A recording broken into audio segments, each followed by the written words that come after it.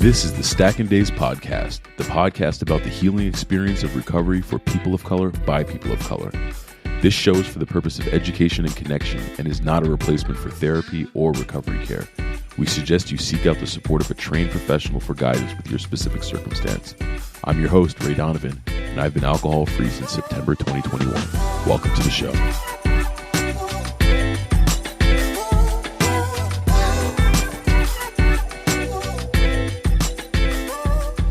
Hey y'all, welcome to the show. This is your host, Ray Donovan. Really happy to have you all here today. I think this has been kind of a monumental build for me personally, and then also just kind of a labor of love. So I'm very happy to present this episode out to the listeners, and I wanted to kind of use this opportunity to do a few different things. One, give you a little backstory on myself and my own journey with alcohol and ultimately sobriety and recovery is what some folks call it. And then also I wanted to give you a sense of kind of why I started the Stackndays podcast and what I hope it ultimately can serve, in this broader space of, folks looking for pathways to healing and pathways to self-betterment. So with that all being said, I'll reverse it all the way back. Again, I'm Ray Donovan, born and raised in Montreal, Canada. My parents are two beautiful human beings in their own right, and met each other in college and had me in their early 20s. So 23 to be exact. So by the time they were 27, they had already divorced, and my father moved to the States. New York to be exact, and my mom stayed in Canada, and my sister and I both remained with her. We grew up with her, as our primary caretaker. And I like to say that New York is kind of like my surrogate home. I always spent time off of school in the city, and tried to spend as much time with my father as I possibly could, kind of growing up. But understandably, we were living in two different countries. And this is, back in the 80s and 90s. So we didn't have, all of the modern luxuries that we have today to stay connected. So, needless to say that was, challenging in its own right.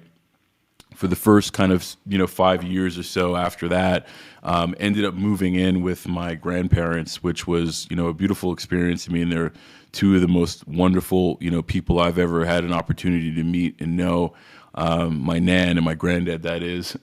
And lived with them for the next 5 years, ultimately moving out as an early teen around 12, 13 years old. My mom was fortunate enough to kind of get her stuff lined up, and we struck out on our own after having been with my grandparents for some time. And I think that's really where the story begins for me, because it was the first time that I was kind of thrown into an environment that was unfamiliar to me. There was a lot of, new faces, new places. And, as a 12-year-old going into the sixth grade, I just found myself, being a very shy kid, being a kid who didn't necessarily know where to kind of fit in. And a quiet kid. And that quietness was not only something that, I lived with in the world, but it's also something that I kind of brought home with me as well. And, so I want to just, kind of level set that, where it's just like, I feel like, when I was young, I just didn't really have a whole lot of outlets to, number one, aid me in kind of interacting with the world at large. And then number two, aid me with some of what were some very, very challenging, realities that, that we were in as a family, and myself at a very young age. So I want to say probably around 14, or so is when I first, started dabbling with alcohol. Again, I was relatively new to this, this new living environment with my mother. Was trying to kind of fit in with kids in high school, and couldn't really find my niche. But I remember going to a party one evening, and and having, an entire 40 ounce, I think it might have been OE or something like that, but I had never drank before, drank an entire 40 ounce, and then also smoked some weed. And, my world at that point started spinning. I think there were some benefits to the fact that, I ended up, finding a friend circle. The detriment to that is that maybe it wasn't the right friends circle in retrospect. But I mean, needless to say, it wasn't the last time that I drink, and certainly, wasn't the last time that I drank for those reasons of trying to fit in. But I think, there was kind of two things happening, at that point in my life around, 14, 15 years old or so. Is number one, I'm, a young black kid growing up, trying to figure out what the hell I'm going to be doing with myself and where I fit in the world. I was, living, in a single parent household, with my mother who, also was seemingly trying to figure out her own way and having a really challenging time, with that. I think that, and then thirdly, just trying to identify, what my direction was going to be. I mean, my dad had left. I loved him and I still love him to death, but I just couldn't understand, why, my sister and I were left behind. So there was just a lot of conflicting aspects of like my early teen years that I just couldn't come to terms with. Then obviously, you got all the regular stuff that happens when you're a teen, and those are probably in their own right, challenging enough to get over. But I found a degree of solace in alcohol, and to be honest, everybody around me was also drinking. I mean, I grew up in an area that was very multicultural, and we were all kind of lower, kind of middle class, I guess you can call it, families. And parents for the most part were not really around, so we spent a lot of time parenting ourselves and just spending a lot of time with each other. And those early years, I don't even really remember so much about like going to school. I mean, I played sports, and I think that's probably the only reason I went to school. I was always, I always did relatively well in school, so it didn't really require a whole lot of diligence on my part. And then as soon as school was out, I mean, there was a period of time where I just was, drinking, probably a lot more than I needed to, and smoking. So I was pretty much zonked out, and at the same time, my mom was, getting back into dating, and I'll just kind of say that, she had some mates at the time that, were not ideal, and, created a home environment that certainly wasn't ideal for me. And in that, I spent a lot of time trying to escape my house, and spent a lot of time trying to escape the thoughts around what it meant for me to not have a home that I felt comfortable at. So without necessarily throwing anybody on the bus on this podcast, I just wanted to kind of point out that there were some underlying traumatic, kind of moments at a real pivotal point in my life that I just didn't know how to place. And to be honest with you, still learning how to place a lot of those pieces, on the puzzle to this day. But yeah, one thing led to another, and I grew as everyone does, but never put the bottle down. And it got to a point where I was drinking to hang out with friends. I was drinking to party. I was drinking, to be comfortable around girls at the time, and and just be comfortable being more vocal and trying to shed this veneer of shyness and this veneer of not feeling comfortable. And drinking just made me feel, made me feel like one of the crew, and it also made me feel somewhat invincible, and it allowed me to kind of quiet my mind down. And I never stopped. So you think about the fact that started my career at in my early teens. I didn't stop drinking until I was in my 40s. So that's a long period of time where I relied on alcohol for various things at various points in my life, and I'm happy that I've gotten to a place where I've been able to move on. But the drinking continued. I ended up getting an opportunity to finally leave Canada. I went to school in Washington, D.C., went to Howard University and HBCU, for those of you who are unfamiliar. And, for the most part, it was a great experience. But again, I was, kind of forced into this culture that I was unfamiliar with. I was trying to gain my footing. And, college, like as it is for a lot of folks, was an opportunity for me to kind of just go unchecked.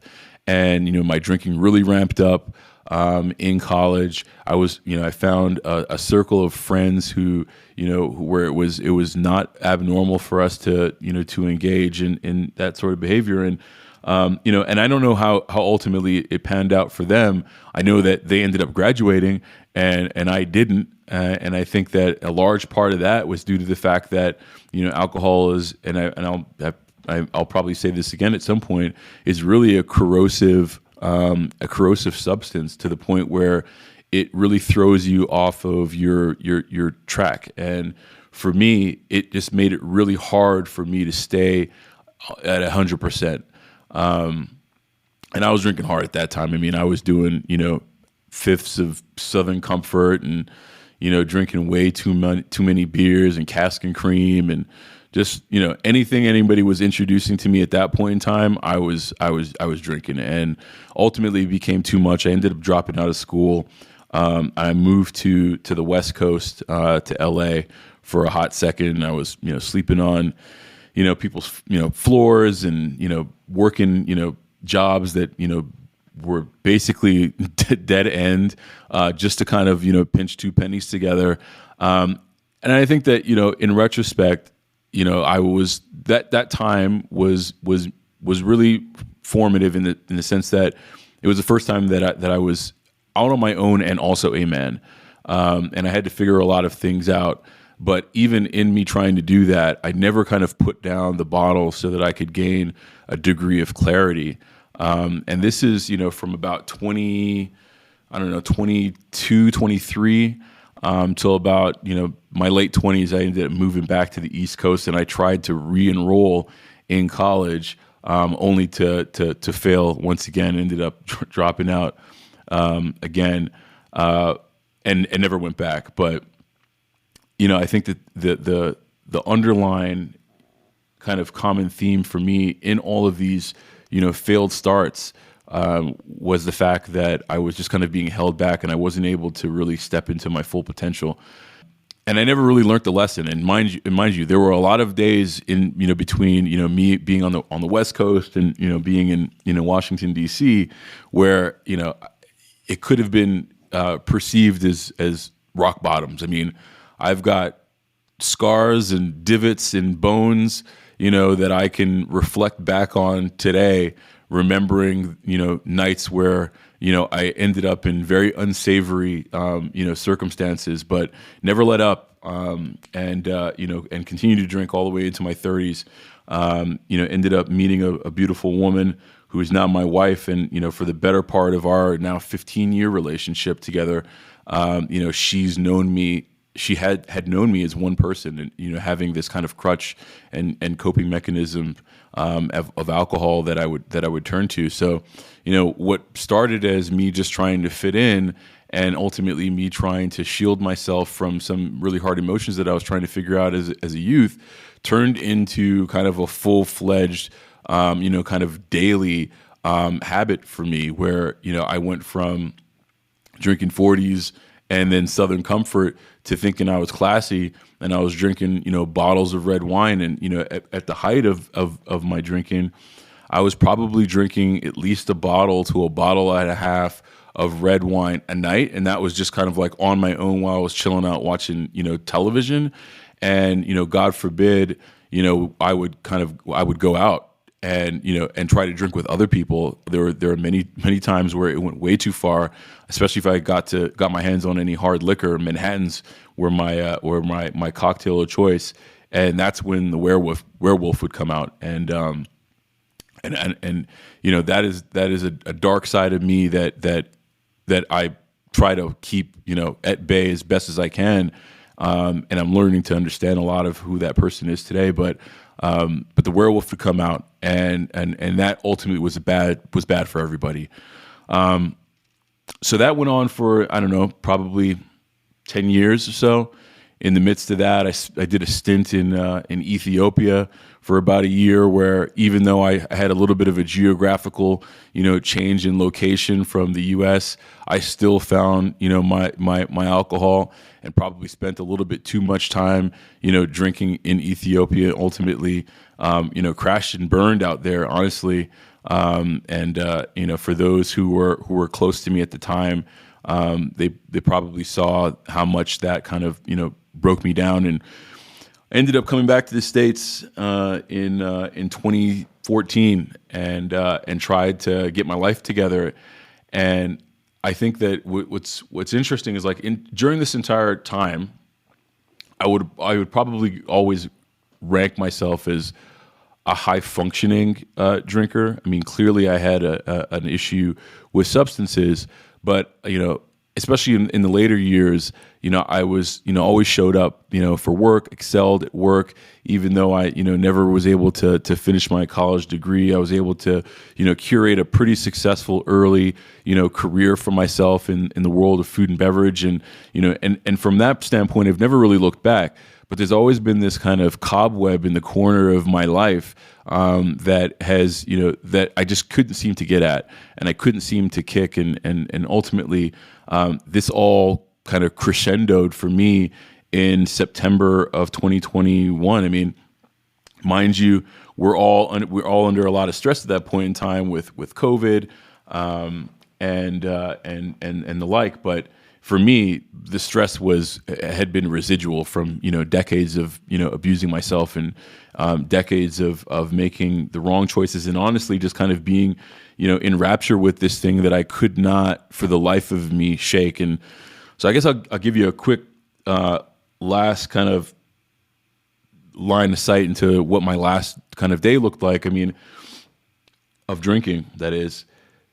Went out on a date night with my wife. And it was just kind of like any other date night. We were excited to get out. I didn't mention this, but I have a two-year-old now and a 4-year-old. So we had 2 toddlers at home at the time, and we weren't really getting out very often. And it was the first time in a minute where we were able to get out, let our hair down, so to speak. So we went out to dinner, fantastic dinner. Ended up wanting to keep the party going.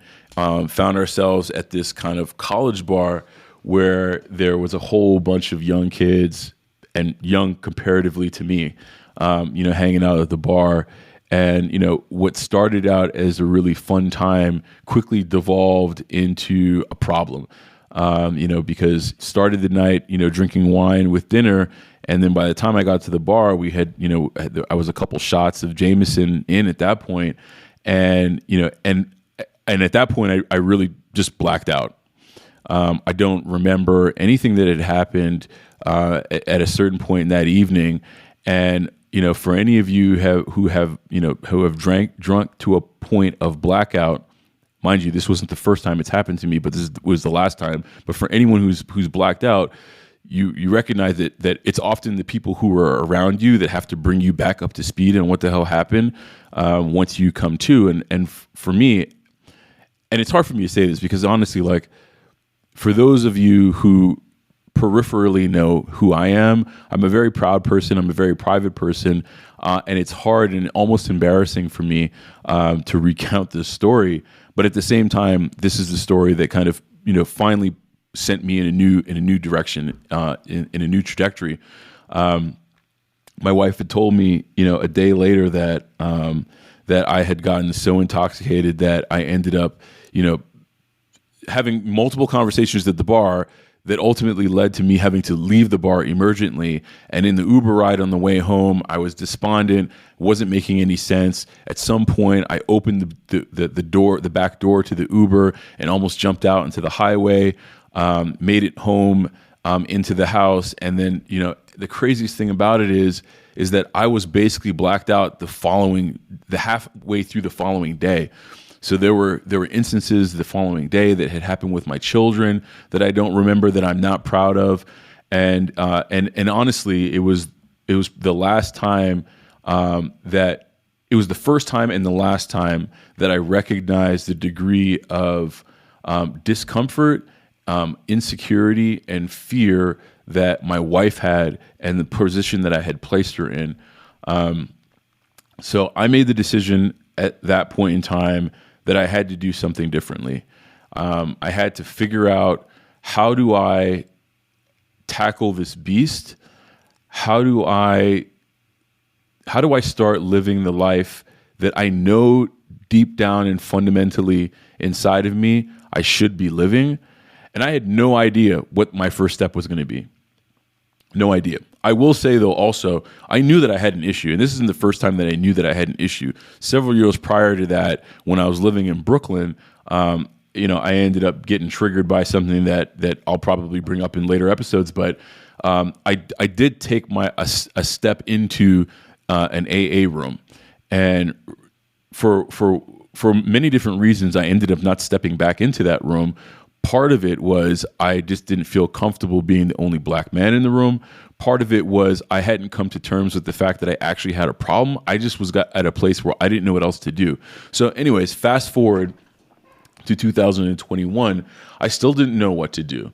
But I knew that I got to a place in my life that if I didn't make a change, I would lose everything that I had white knuckled to build up until that point. I was holding on, as tight as I could for everything that was positive in my life that I had built.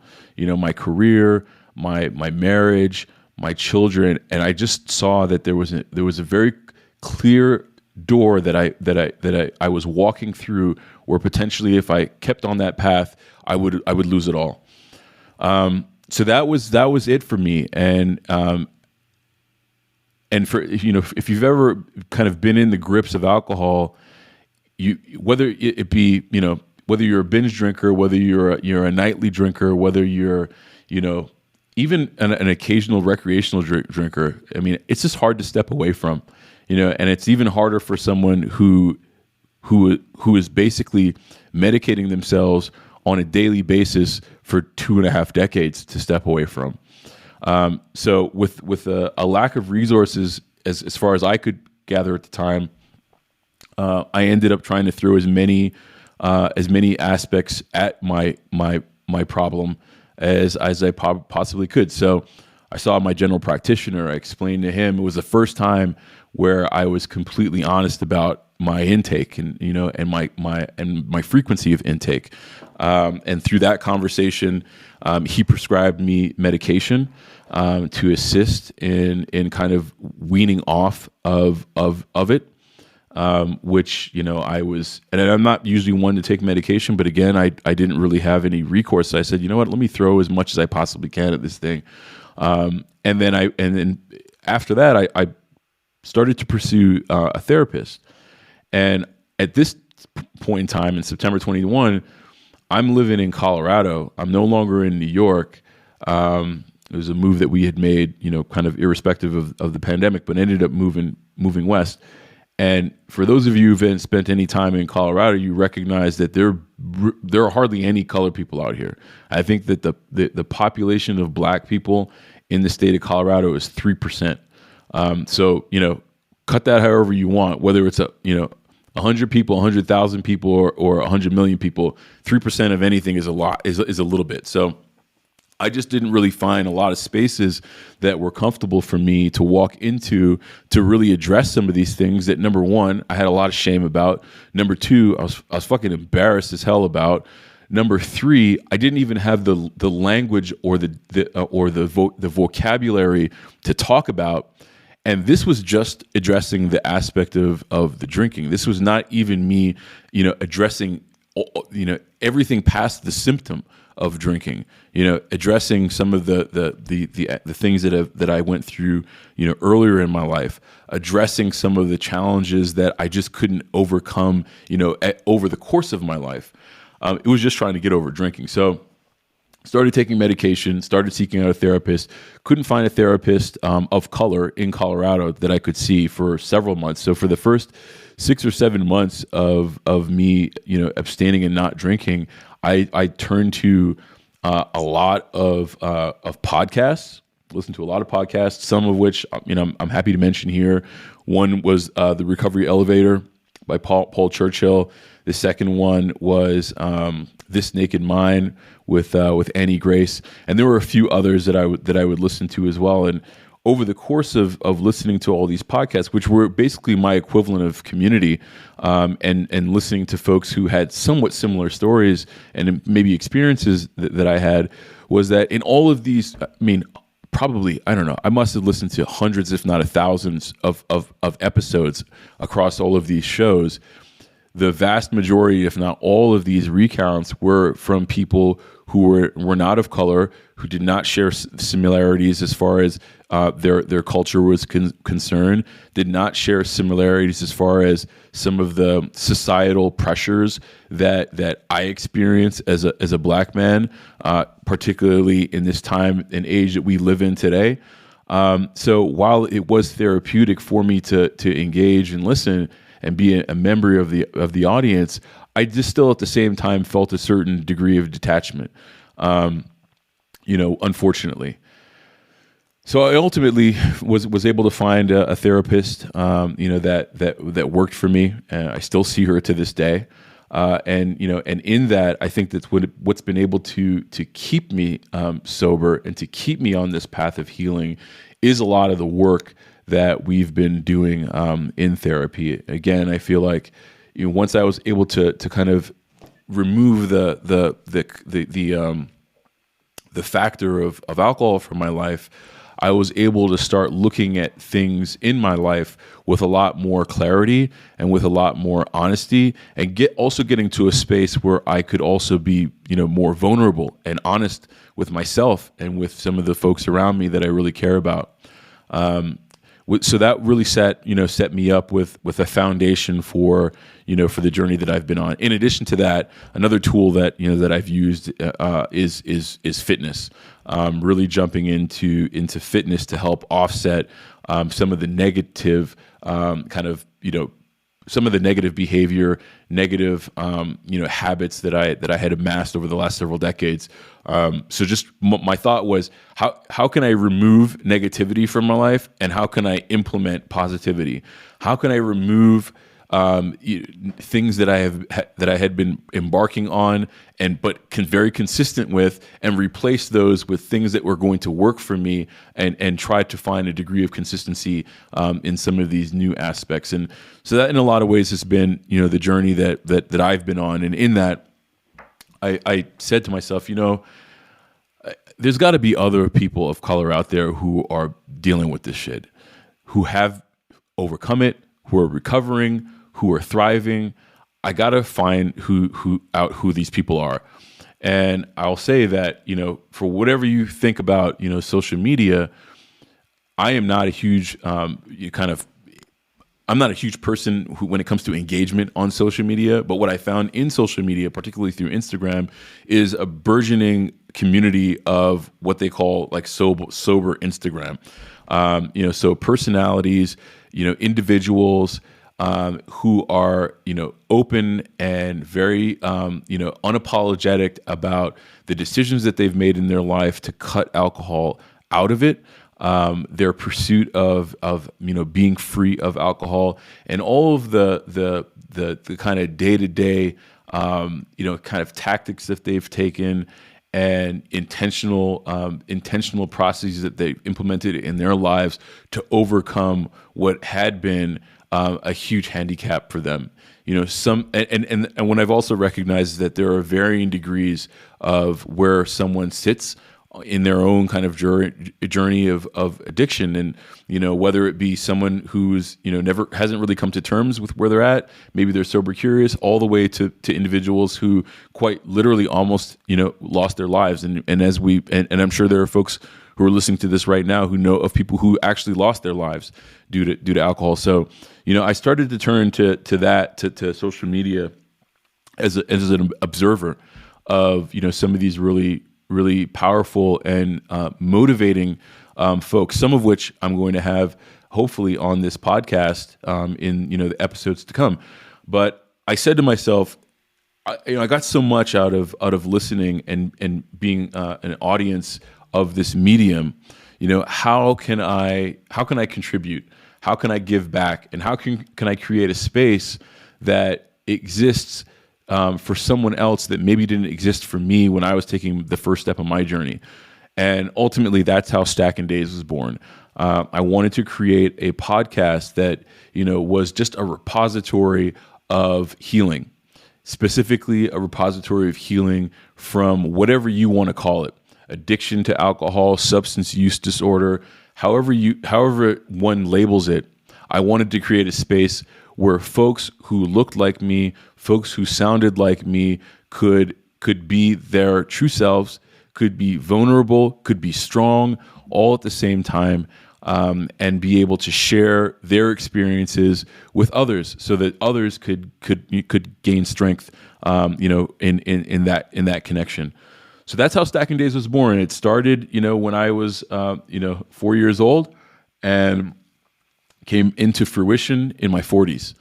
And I'm hoping that, through this kind of long format, conversational style podcast, we can uncover, some truths about what it looks like to be struggling in our communities, what it looks like to look at our struggles, head on, and then ultimately, what do we need to do, or what have others done to punch through the stigmas, to punch through the stagnation, to punch through the habitual nature and the detriment that comes with this very, very, very, very powerful and strong substance. So I think with all that being said, I'm going to wrap the episode up. I'm really excited about, again, embarking on this journey with you all. I apologize if my story was a little spotty.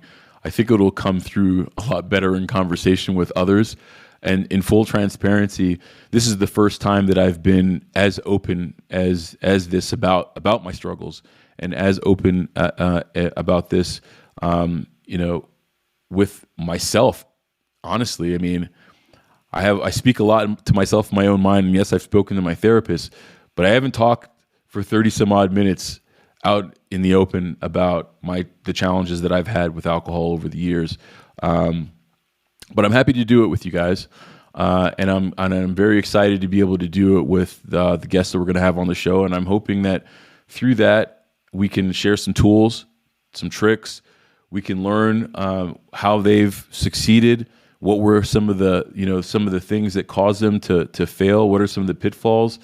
Just so at the end of the day we can feel connected in this struggle, and we can start healing ourselves, and then ultimately pass that healing on to those who are around us. Because I think that in this challenging world that we live in, particularly people of color, we can take all the healing that we can get. We deserve all the healing that we can get, and it's never going to come easy. But there are spaces that can hold our hands as we embark on this walk, on this journey, to greener pastures. So, with that being said, I just want to thank you all for listening. I hope you come back, and yeah, I mean, I'll say this, again and again, but be well, and make sure you're taking care of each other, and let's find ways to take care of ourselves. Thanks a lot. Talk to y'all soon. Bye.